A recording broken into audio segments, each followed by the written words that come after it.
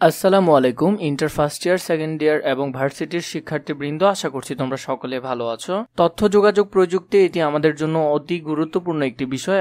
এর প্রথম অধ্যায়ের বিষয়গুলো হলো থিওরি, তাই পড়তে একটু কষ্ট হয়। আমরা এটির জন্য একটি নোট রেডি করেছি। নোটটি তোমাদের ভালো লাগবে এবং এই নোটটি পড়বো আমরা বইয়ের সাথে অ্যাটাচ করে। বইয়ে কোন কোন লাইনগুলো পরীক্ষায় এসে থাকে তা নিয়ে আমরা বিস্তারিত জানবো এবং তার জন্য আগে আমরা নমুনা হিসাবে এই নোটটি পড়ে ফেলব। নোটটিতে সকল ধরনের বিষয় খুঁটিনাটি আলোচনা করা হয়েছে যাতে তোমাদের বুঝতে সুবিধা হয়। এই নোটটি যদি তোমাদের প্রয়োজন হয় তোমরা আমাকে কমেন্ট করে জানাতে পারো বা আমাদের ফেসবুক পেজে নক করতে পারো, তাহলে তোমরা আমাদের এই নোটটি পেয়ে যাবে। বইয়ের যে লাইনগুলো এসে থাকে পরীক্ষায় তা নিয়েও আমরা বিস্তারিত আলোচনা করব। এই ভিডিওটিকে আমরা কয়েকটি পর্বে ভাগ করব, প্রতিটি পর্ব তোমরা ভালো করে দেখে নিবে। চলো আমরা শুরু করি। আমরা প্রথম থেকেই শুরু করি। বিশ্ব ও বাংলাদেশ প্রেক্ষিত।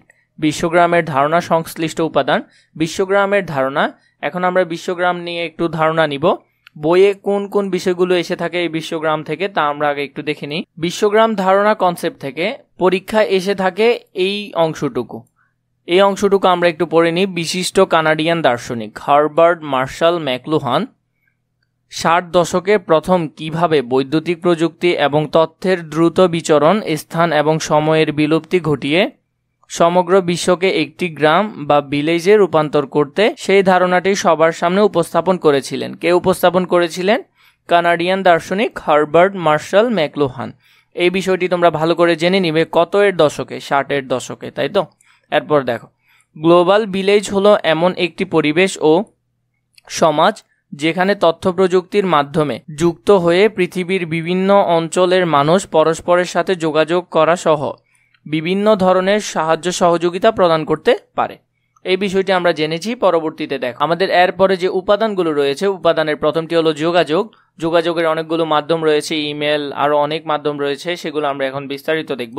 কর্মসংস্থান, শিক্ষা, চিকিৎসা, অফিস, বাসস্থান, ব্যবসা বাণিজ্য, ই কমার্স, সংবাদ, বিনোদন ও সামাজিক যোগাযোগ, সাংস্কৃতিক বিনিময়। এই বিষয়গুলো থেকে তেমন একটা উদ্দীপক হয় না। এই বিষয়গুলো তোমরা ভালো করে জানবে শুধু এমসিকিউ আনসার করার জন্য।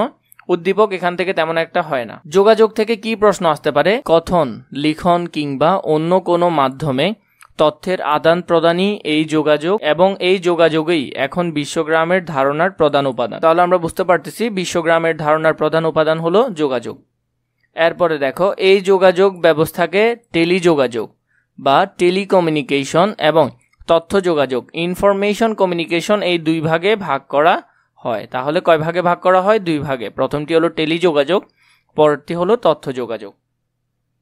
অন্যদিকে নিয়ম ও নিরাপত্তার বিষয়টি বজায় রেখে তথ্য স্থানান্তর করা বা শেয়ার করা হচ্ছে বর্তমান তথ্য প্রযুক্তির যুগে সবচেয়ে গুরুত্বপূর্ণ বিষয়। এই বিষয়গুলো তোমরা ভালো করে দেখে নিবে। পরবর্তী টপিকে যাই আমরা। কর্মসংস্থান। কয়েকটি জব প্ল্যাটফর্ম এখানে দেওয়া রয়েছে, www.bdjobs.com, www.chakri.com, এভাবে কয়েকটি জব প্ল্যাটফর্ম দেওয়া রয়েছে। তথ্য ও যোগাযোগ প্রযুক্তিকে কাজে লাগিয়ে এক দেশের নাগরিক ভিন্ন ভিন্ন দেশের নাগরিকের বা প্রতিষ্ঠানের পক্ষে দূর থেকে কাজ করে থাকেন। এই কার্যক্রমকেই কি বলা হয়? আউটসোর্সিং বলা হয়। এটা থেকে প্রশ্ন আসতে পারে, আউটসোর্সিং কি? প্রশ্ন আসতে পারে। এরপরে দেখো, কিছু বিশ্বব্যাপী কয়েকটি জনপ্রিয় মার্কেট প্লেস, এর মধ্যে রয়েছে আপওয়ার্ক, ফ্রিল্যান্সার, ফাইবার, এগুলো তোমরা দেখে নিবে। এরপর দেখো শিক্ষা। এখানে বলা হয়েছে 2020 সালে সারা পৃথিবীব্যাপী কোভিড-19 সংক্রমণের সময় পৃথিবীর বেশিরভাগ স্কুল, কলেজ কিংবা বিশ্ববিদ্যালয় তাদের কার্যক্রম বন্ধ না রেখে অনলাইন শিক্ষায় ছাত্রছাত্রীদের শিক্ষাদান করেছে। গতানুগতিক শ্রেণীকক্ষে শিক্ষাদানের পরিবর্তে অনলাইনে শিক্ষক শিক্ষার্থীদের মধ্যে ইলেকট্রনিক বিশেষায়িত কম্পিউটার, ইন্টারনেট ও ওয়েব ব্যবহার করে শিক্ষা কার্যক্রম পরিচালনা করার পদ্ধতিকে ই লার্নিং বলে। ই লার্নিং কি তোমরা এখান থেকে জেনে নিবে। এরপর দেখো চিকিৎসা। টেলিমেডিসিন বলতে তথ্য ও যোগাযোগ প্রযুক্তির মাধ্যমে দূরবর্তী রোগীকে চিকিৎসক দ্বারা চিকিৎসা সেবা দেওয়াকে বোঝায়। এর মূল কথা হলো তথ্য প্রযুক্তি ব্যবহার করে স্বাস্থ্য সেবাকে জনগণের দোরগোড়ায় পৌঁছে দেওয়া। এখান থেকে তোমরা জেনে নিবে ইএইচআর কি, ইলেকট্রনিক হেলথ রেকর্ড। এটি ভালো করে জেনে নিলে হবে। ব্যবস্থাপনা ডেটাবেস, রোগীর সকল তথ্য সংরক্ষিত থাকে এবং রোগী তার EHR ব্যবহার করে যে কোনো স্থান হতে তার রোগ সম্পর্কিত তথ্য, রিপোর্ট, চিকিৎসা ব্যবস্থাপত্র ইত্যাদি যে কোনো স্থানে বসে পেতে পারেন। এরপরে হলো গবেষণা। গবেষণা নিয়ে তোমরা এতটুকু পড়ে নিবে, এখানে দাগানো রয়েছে। এরপরের টপিক দেখো, অফিস।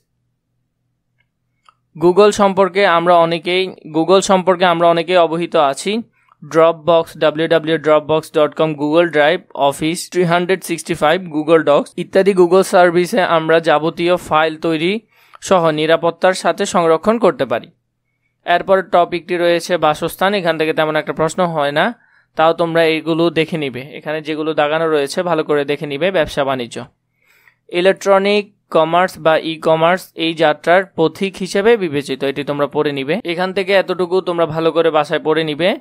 এরপরে দেখো EFT এর পূর্ণরূপ কি, ইলেকট্রনিক ফান্ড ট্রান্সফার, এটা জেনে নিবে। অনলাইন ব্যাংকিং নামে পরিচিত এই পদ্ধতির বর্তমান তথ্য ও যোগাযোগ প্রযুক্তির অন্যতম পরিষেবা হিসেবে গণ্য করা যায়। এই ধরনের পদ্ধতিতে লেনদেনকে ইন্টারনেট ব্যাংকিংও বলা হয়। এরপরের টপিক রয়েছে সংবাদপত্র। সংবাদপত্র সম্পর্কে তোমরা জেনে নিবে। এরপরে বিনোদন ও সামাজিক যোগাযোগ, এগুলো থেকে তেমন একটা প্রশ্ন বা MCQ হয় না, তাও তোমরা একটু করে নিজেরা পড়ে নিবে বাসায়।